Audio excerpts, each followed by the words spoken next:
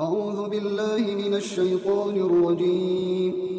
بسم الله الرحمن الرحيم. حميم عين سين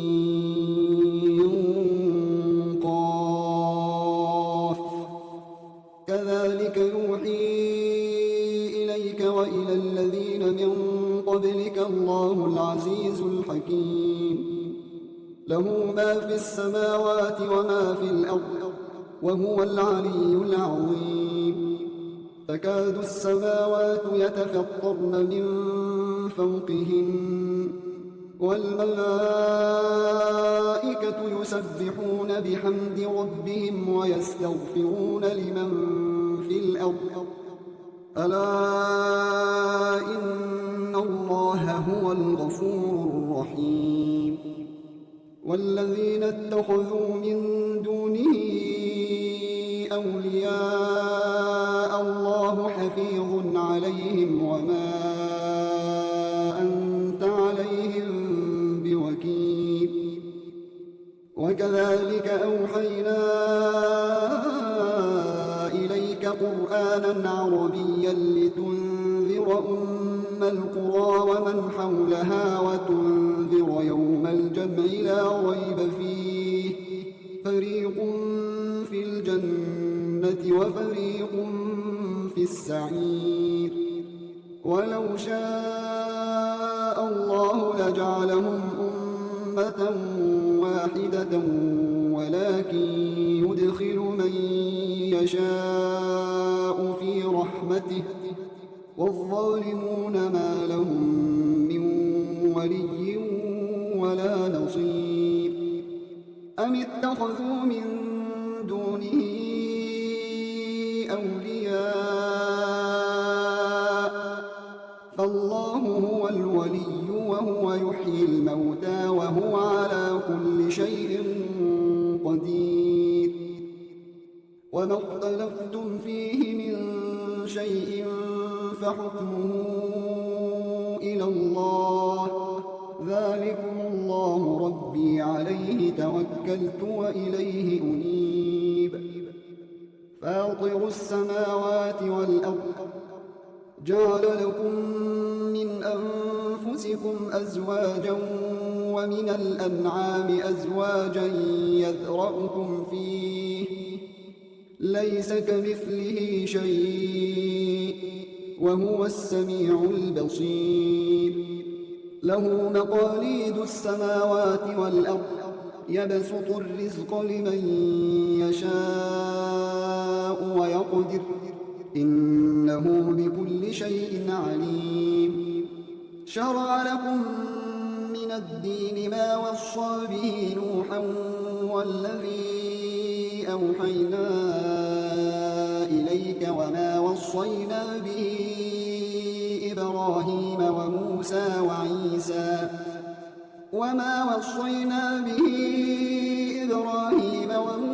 وعيسى أن أقيموا الدين ولا تتفرقوا فيه كبر على المشركين ما تدعوهم إليه. الله يجتبي إليه من يشاء ويهدي إليه من ينيب. وما تفرقوا إلا من بعد ما جاءهم العلم بغيا بينهم ولولا كلمة سبقت من ربك إلى أجل مسمى لقضي بينهم وإن الذين أورثوا الكتاب من بعدهم لفي شك منه مريب. فلذلك فادع واستقم كما أمرت ولا تتبع أهواءهم وقل آمنت بما أنزل الله من كتاب وأمرت لأعدل بينكم الله ربنا وربكم لنا أعمالنا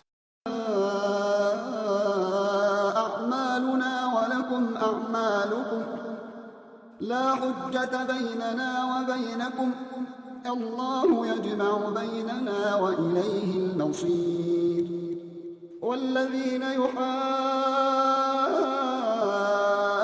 في الله من بعد ما استجيب له حجتهم داحضة عند ربهم وعليهم غضب ولهم عذاب شديد الله الذي أنزل الكتاب بالحق والميزان وما يدريك لعل الساعة قريب يستعجل بها الذين لا يؤمنون بها والذين آمنوا مشفقون منها ويعلمون أنها الحق ألا إن الذين يمارون في الساعة لفي ضلال بعيد الله لطيف بعباده يرزق من يشاء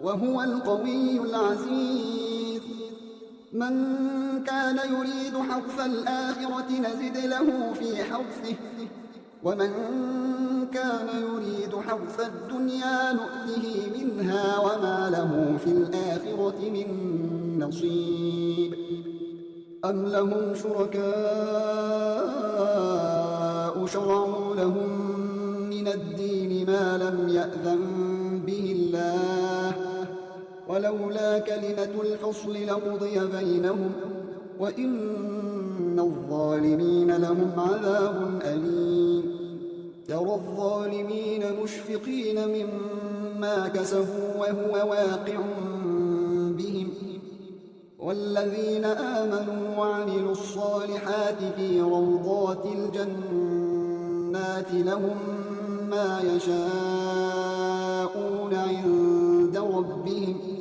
ذلك هو الفضل الكبير ذلك الذي يبشر الله عباده الذين آمنوا وعملوا الصالحات قل لا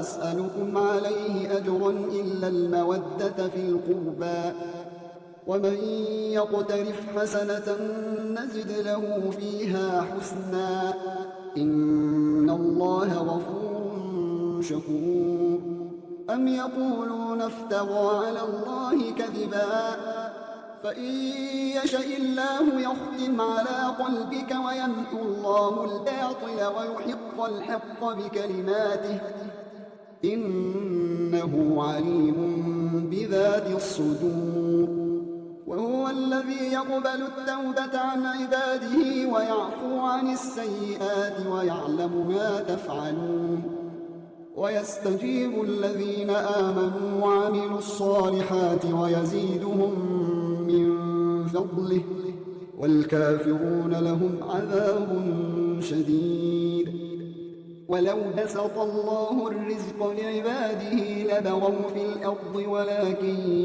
ينزل بقدر ما يشاء إنه بعباده خبير بصير وهو الذي ينزل الغيث من بعد ما قنطوا وينشر رحمته وهو الولي الحميد ومن آياته خلق السماوات والأرض وما بث فيهما من دابة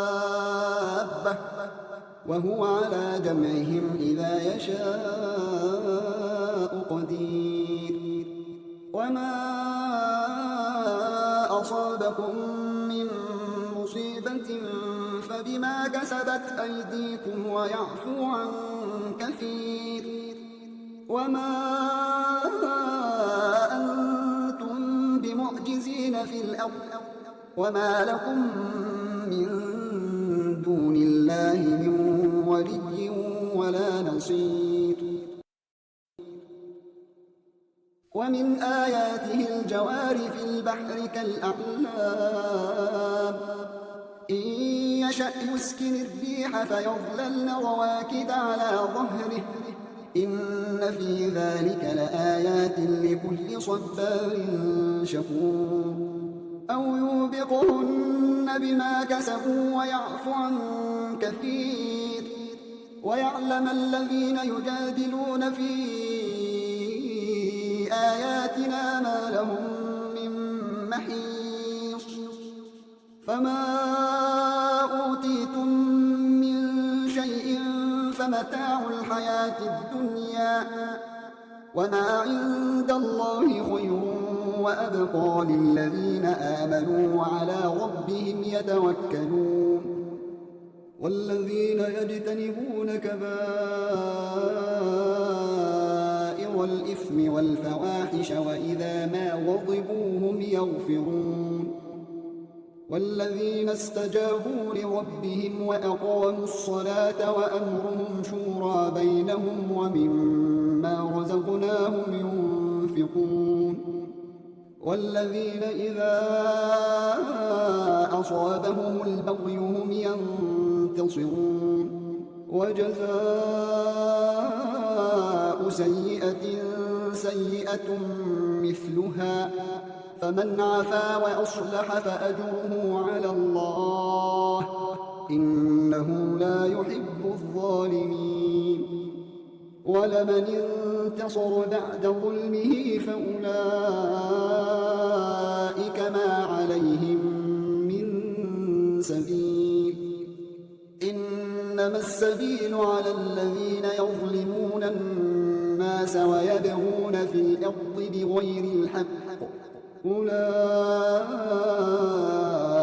لهم عذاب أليم ولمن صبر وغفر فإن ذلك لمن عزم الأمور ومن يضلل الله فما له من ولي من بعده وترى الظالمين لما رأوا العذاب يقولون هل إلى مرد من سبيل وتراهم يعرضون عليها خاشعين من الذل ينظرون من طرف خفي وقال الذين آمنوا إن الخاسرين الذين خسروا أنفسهم وأهليهم يوم القيامة ألا إن الظالمين في عذاب مقيم وما كان لهم من أولياء ينصرونهم من دون الله ومن يضلل الله فما له من سبيل استجيبوا لربكم من قبل أن يأتي يوم لا مرد له من الله ما لكم من ملجأ يومئذ وما لكم من نكير فإن أعرضوا فما أرسلناك عليهم حفيظا إن عليك إلا البلاغ وإنا إذا أذقنا الإنسان منا رحمة فرح بها وإن تصبهم سيئة بما قدمت أيديهم فإن الإنسان كفور لله ملك السماوات والأرض يخلق ما يشاء يهب لمن يشاء إناثا ويهب لمن يشاء الذكور أو يزوجهم ذكرانا وإناثا ويجعل من يشاء عقيما إنه عليم قدير وما كان لبشر أن يكلمه الله إلا وحيا أو من وراء حجاب أو يرسل رسولا فيوحي بإذنه ما يشاء إنه علي حكيم وكذلك أوحينا إليك روحا من أمرنا ما كنت تدري ما الكتاب ولا الإيمان ولكن جعلناه نورا نهدي به من نشاء من عبادنا وإنك لتهدي إلى صراط مستقيم صراط الله الذي له ما في السماوات وما في الأرض ألا إلى الله تصير الأمور. شروع اللہ کا نام لے کر جو بڑا مہربان نہایت رحم والا ہے. حامیم عین سین قاف. اللہ غالب و دانا اسی طرح تمہاری طرف ہدایات بھیجتا ہے جس طرح تم سے پہلے لوگوں کی طرف وہی بھیجتا رہا ہے. جو کچھ آسمانوں میں اور جو کچھ زمین میں ہے سب اسی کا ہے اور وہ بلند و برتر ہے، عظیم ہے. قریب ہے کہ آسمان اوپر سے پھٹ پڑیں اور فرشتے اپنے پروردگار کی تعریف کے ساتھ اس کی تسبیح کرتے رہتے اور جو لوگ زمین میں ہیں ان کے لیے معافی مانگتے رہتے ہیں. سن رکھو کہ اللہ بخشنے والا مہربان ہے. اور جن لوگوں نے اس کے سوا کارساز بنا رکھے ہیں اللہ ان پر نگراں ہے اور تم ان پر داروغہ نہیں ہو.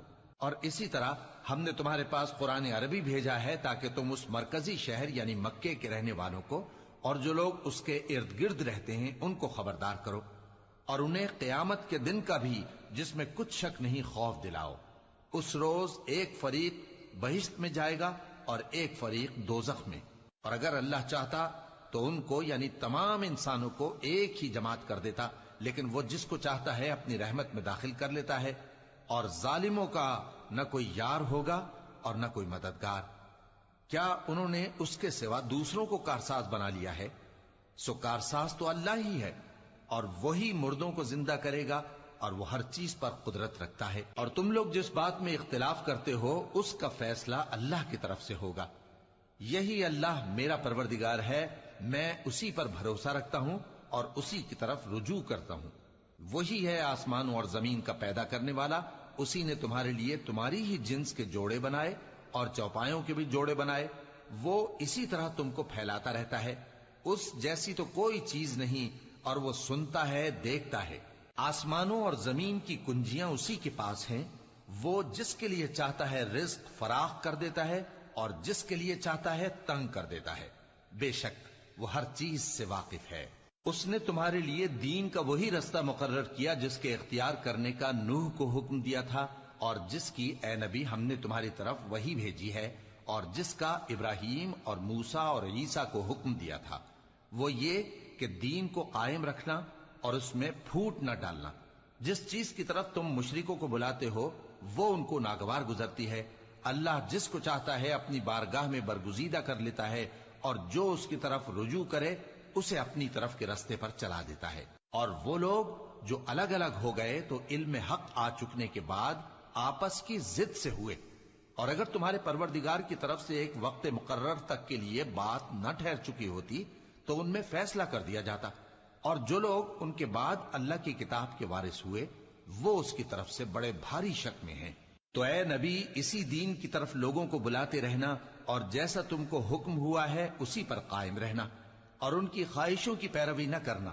اور کہہ دو کہ جو کتاب اللہ نے نازل فرمائی ہے میں اس پر ایمان رکھتا ہوں اور مجھے حکم ہوا ہے کہ تم میں انصاف کروں. اللہ ہی ہمارا اور تمہارا پروردگار ہے. ہم کو ہمارے اعمال کا بدلہ ملے گا اور تم کو تمہارے اعمال کا. ہم میں اور تم میں کچھ بحث و تکرار نہیں. اللہ ہم سب کو اکٹھا کرے گا اور اسی کی طرف لوٹ کر جانا ہے. اور جو لوگ اللہ کے بارے میں بعد اس کے کہ اسے مومنوں نے مان لیا ہو جھگڑتے ہیں ان کے پروردگار کے نزدیک ان کا جھگڑا باطل ہے اور ان پر اللہ کا غضب ہے اور ان کے لیے سخت عذاب ہے. اللہ ہی تو ہے جس نے سچائی کے ساتھ یہ کتاب نازل کی اور عدل و انصاف کی ترازو بھی. اور تم کو کیا معلوم شاید قیامت قریب ہی آ پہنچی ہو. جو لوگ اس پر یعنی قیامت پر ایمان نہیں رکھتے وہ اس کے لیے جلدی مچا رہے ہیں اور جو مومن ہیں وہ اس سے ڈرتے ہیں اور جانتے ہیں کہ وہ یقینی ہے. دیکھو جو لوگ قیامت میں جھگڑتے ہیں وہ پرلے درجے کی گمراہی میں ہیں. اللہ اپنے بندوں پر مہربان ہے. وہ جس کو چاہتا ہے رزق دیتا ہے اور وہ زور آور ہے، غالب ہے. جو شخص آخرت کی کھیتی کا طالب ہو اس کے لیے ہم اس کی کھیتی میں اضافہ کریں گے اور جو دنیا کی کھیتی کا طلبگار ہو اس کو ہم اسی میں سے کچھ دیں گے. اور اس کا آخرت میں کچھ حصہ نہ ہوگا۔ کیا ان کے ایسے شریک ہیں جنہوں نے ان کے لیے ایسا دین مقرر کیا ہے جس کا اللہ نے حکم نہیں دیا؟ اور اگر فیصلے کے دن کا وعدہ نہ ہوتا تو ان میں فیصلہ کر دیا جاتا، اور جو ظالم ہیں ان کے لیے درد دینے والا عذاب ہے۔ تم دیکھو گے کہ ظالم اپنے اعمال کے وبال سے ڈر رہے ہوں گے اور وہ ان پر پڑھ کر رہے گا، اور جو لوگ ایمان لائے اور نیک عمل کرتے رہے وہ بہشت کے باغوں میں ہوں گے، وہ جو کچھ چاہیں گے ان کے پروردگار کے پاس موجود ہوگا۔ یہی بڑا فضل ہے، یہی وہ انعام ہے جس کی اللہ اپنے ان بندوں کو جو ایمان لاتے اور عمل نیک کرتے ہیں بشارت دیتا ہے۔ کہہ دو کہ میں اس کا تم سے کچھ صلہ نہیں مانگتا مگر تم کو قرابت کی محبت کا لحاظ تو چاہیے، اور جو کوئی نیکی کرے گا ہم اس کے لیے اس میں ثواب بڑھائیں گے۔ بے شک اللہ بخشنے والا ہے، قدردان ہے۔ کیا یہ لوگ یہ کہتے ہیں کہ پیغمبر نے اللہ پر جھوٹ باندھ لیا ہے؟ اگر اللہ چاہے تو اے نبی تمہارے دل پر مہر لگا دے، اور اللہ جھوٹ کو نابود کرتا ہے اور اپنی باتوں سے حق کو ثابت کرتا ہے۔ بے شک وہ دلوں کی باتوں تک سے واقف ہے، اور وہی تو ہے جو اپنے بندوں کی توبہ قبول کرتا ہے اور ان کے قصور معاف فرماتا ہے، اور جو کچھ تم کرتے ہو وہ جانتا ہے۔ اور جو لوگ ایمان لائے اور عمل نیک کرتے رہے ان کی دعا قبول فرماتا اور ان کو اپنے فضل سے مزید عطا کرتا ہے، اور جو کافر ہیں ان کے لیے سخت عذاب ہے۔ اور اگر اللہ اپنے سب بندوں کے لیے رزق میں فراخی کر دیتا تو وہ زمین میں فساد کرنے لگتے، لیکن وہ جس قدر چاہتا ہے اندازے کے ساتھ نازل کرتا ہے۔ بے شک وہ اپنے بندوں کو جانتا ہے، دیکھتا ہے، اور وہی تو ہے جو لوگوں کی نا امید ہو جانے کے بعد میں برساتا اور اپنی رحمت یعنی بارش کی برکت کو پھیلا دیتا ہے، اور وہ کارساز ہے، لائق حمد و ثنا ہے۔ اور اسی کی نشانیوں میں سے ہے آسمانوں اور زمین کا پیدا کرنا اور ان جانوروں کا جو اس نے ان میں پھیلا رکھے ہیں، اور وہ جب چاہے ان کے جمع کر لینے پر قادر بھی ہے۔ اور جو مصیبت تم پر واقع ہوتی ہے سو تمہارے اپنے کرتوتوں سے، اور وہ بہت سے گناہ تو معاف کر دیتا ہے۔ اور تم زمین میں اللہ کو عاجز نہیں کر سکتے، اور اللہ کے سوا نہ تمہارا کوئی دوست ہے اور نہ مددگار۔ اور اسی کی نشانیوں میں سے سمندر میں چلنے والے جہاز ہیں پہاڑوں جیسے۔ اگر اللہ چاہے تو ہوا کو ٹھہرا دے کہ جہاز اس کی سطح پر کھڑے رہ جائیں۔ ہر صبر اور شکر کرنے والے کے لیے ان باتوں میں قدرت کے نمونے ہیں۔ یا ان کے اعمال کے سبب ان کو تباہ کر دے اور بہت سوں کو معاف بھی کر دے۔ اور سزا اس لیے دی جائے کہ جو لوگ ہماری آیتوں میں جھگڑتے ہیں وہ جان لیں کہ ان کے لیے کوئی جائے فرار نہیں۔ لوگوں، جو مال و متاع تم کو دیا گیا ہے وہ دنیا کی زندگی کا ناپائیدار فائدہ ہے، اور جو کچھ اللہ کے ہاں ہے وہ بہتر اور باقی رہنے والا ہے، یعنی ان لوگوں کے لیے جو ایمان لائے اور اپنے پروردگار پر بھروسہ رکھتے ہیں، اور جو بڑے بڑے گناہوں اور بے حیائی کے کاموں سے پرہیز کرتے ہیں، اور جب غصہ آتا ہے تو معاف کر دیتے ہیں، اور جو اپنے پروردگار کا فرمان قبول کرتے ہیں اور نماز پڑھتے ہیں اور اپنے کام آپس کے مشورے سے کرتے ہیں، اور جو مال ہم نے ان کو عطا فرمایا ہے اس میں سے خرچ کرتی ہیں۔ اور جو ایسے ہیں کہ جب ان پر ظلم و زیادتی ہو تو مناسب طریقے سے بدلہ بھی لیتی ہیں، اور برائی کا بدلہ تو اسی طرح کی برائی ہے، مگر جو درگزر کرے اور معاملے کو درست کر دے تو اس کا بدلہ اللہ کے ذمے ہے۔ اس میں شک نہیں کہ وہ ظلم کرنے والوں کو پسند نہیں فرماتا۔ اور جس پر ظلم ہوا ہو اگر وہ اس کے بعد انتقام لے لے تو ایسے لوگوں پر کچھ الزام نہیں۔ الزام تو ان لوگوں پر ہے جو لوگوں پر ظلم کرتے ہیں اور ملک میں ناحق فساد پھیلاتے ہیں۔ یہی لوگ ہیں جن کو تکلیف دینے والا عذاب ہوگا۔ اور جو صبر کرے اور قصور معاف کر دے تو یہ بڑی ہمت کے کام ہیں۔ اور جس شخص کو اللہ گمراہ رہنے دے تو اس کے بعد اس کا کوئی دوست نہیں۔ اور تم ظالموں کو دیکھو گے کہ جب وہ دوزخ کا عذاب دیکھیں گے تو کہیں گے کیا دنیا میں واپس جانے کی کوئی سبیل ہے؟ اور تم ان کو دیکھو گے کہ دوزخ کے سامنے لائے جائیں گے، ذلت سے عاجزی کرتے ہوئے چھپی نگاہ سے دیکھ رہے ہوں گے، اور مومن لوگ کہیں گے کہ گھاٹے میں رہنے والے تو وہ ہیں جنہوں نے قیامت کے دن اپنے آپ کو اور اپنے گھر والوں کو خسارے میں ڈالا۔ دیکھو کہ بے انصاف لوگ ہمیشہ کے دکھ میں پڑے رہیں گے، اور اللہ کے سوا ان کے کوئی دوست نہ ہوں گے کہ اللہ کے سوا ان کو مدد دے سکیں، اور جس کو اللہ گمراہ رہنے دے اس کے لیے ہدایت کا کوئی رستہ نہیں۔ ان سے کہہ دو کہ قبل اس کے کہ وہ دن جو ٹلے گا نہیں اللہ کی طرف سے موجود ہو، अपने परवरदिगार का हुक्म कबूल कर लो। उस दिन तुम्हारे लिए न कोई जाए पनाह होगी और न तुमसे गुनाहों का इनकार ही बन पड़ेगा। फिर अगर ये मुंह फेर लें तो हमने तुमको इन पर निगहबान बनाकर नहीं भेजा। तुम्हारा काम तो सिर्फ अहकाम का पहुंचा देना है। और जब हम इंसान को अपनी रहमत का मजा चखाते हैं तो वो उससे खुश हो जाता है, और अगर उनको उन्हीं के अमाल के सबब कोई सख्ती पहुंचती है तो सब एहसानों को भूल जाता है। बेशक इंसान बड़ा नाशुक्रा है। तमाम बादशाहत अल्लाह ही की है, आसमानों की भी और जमीन की भी।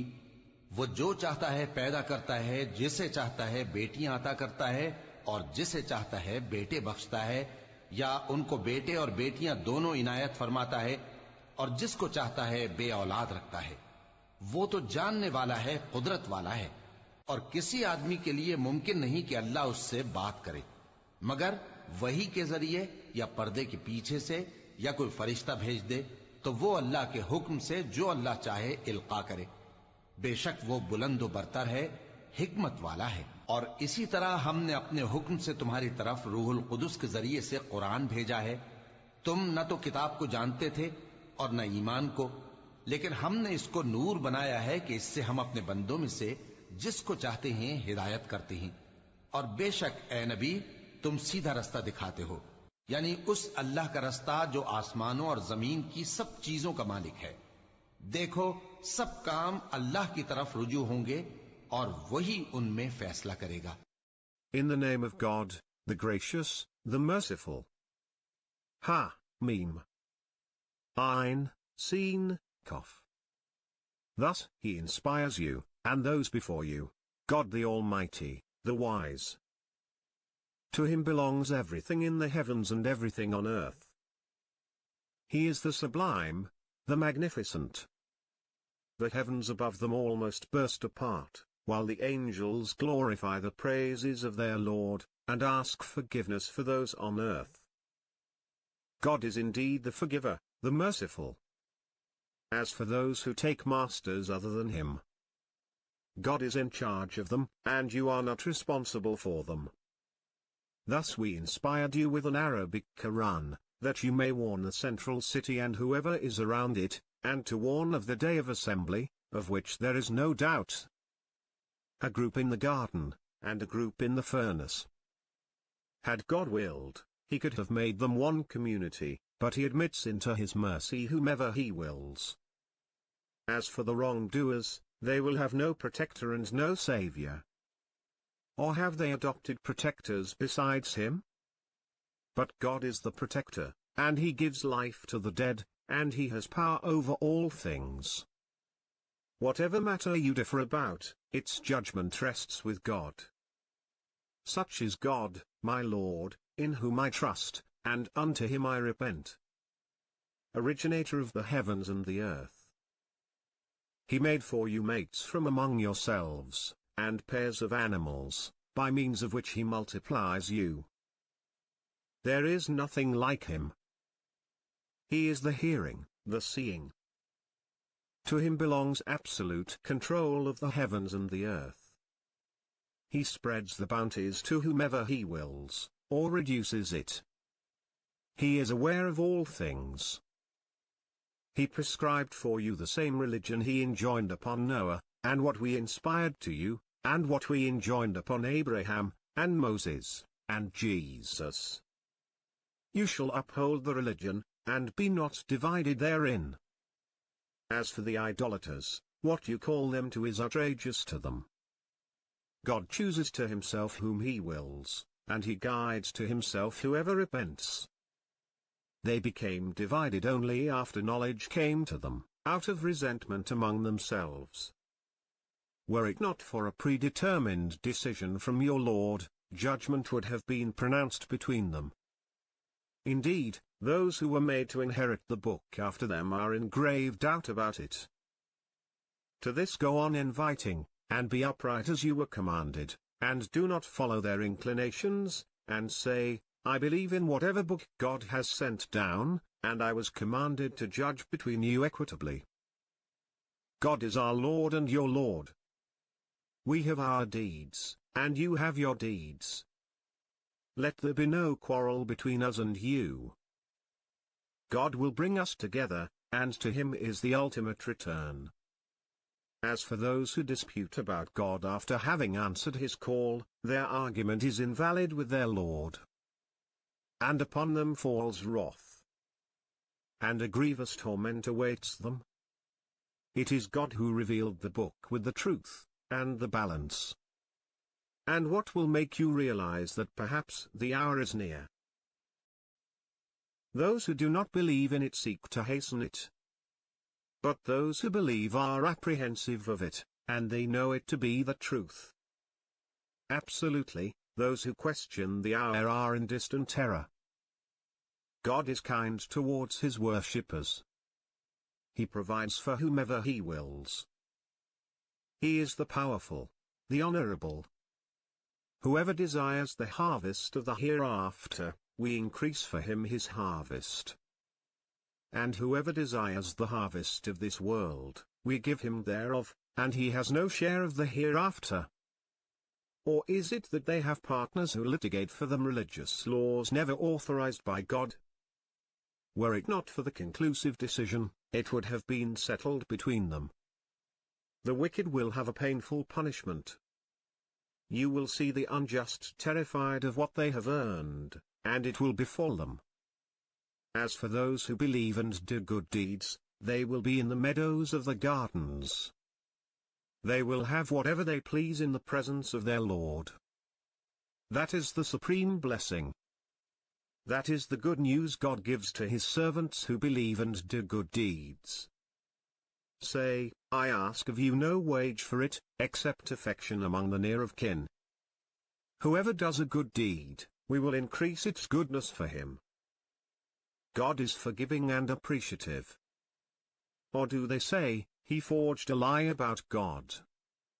If God so willed, he could have sealed your heart. But God obliterates the false, and confirms the true by his words. He knows what is in the hearts. It is he who accepts the repentance of his worshippers, and remits the sins, and knows what you do. And he answers those who believe and do good deeds, and he increases them of his grace. But the disbelievers will suffer a terrible punishment. If God were to increase the provision to his servants, they would transgress on earth. But he sends down in precise measure whatever he wills. Surely, regarding his servants, he is expert and observant. It is he who brings down the rain after they have despaired, and unfolds his mercy. He is the guardian, the praised. And of his signs are the creation of the heavens and the earth, and the creatures he has spread throughout them. And he is able to gather them at will.